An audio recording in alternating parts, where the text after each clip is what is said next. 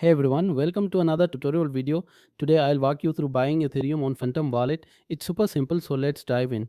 First, ensure you have a credit or debit card ready. On the Phantom Wallet home screen where you see receive, send and swap, tap buy.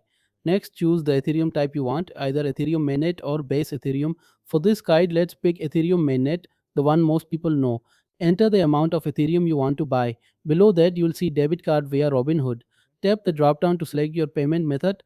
Options include debit card, credit card, cash, or same day ACH bank transfers in the US. You can also use Robinhood's buying power for instant purchases. Now pick a provider like PayPal, Banksa, MoonPay, or Robinhood. Robinhood isn't the cheapest, so choose one that works for you. These third party platforms will ask for personal details like your government issued ID to verify your identity before processing the purchase. After selecting your provider and payment method, tap continue. You will be redirected to the provider's website like robinhood.com where you enter your details and confirm the purchase to get your Ethereum. Another way to get Ethereum is by using the swap feature.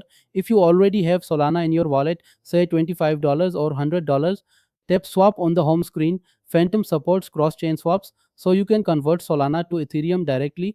Under you pay, select Solana.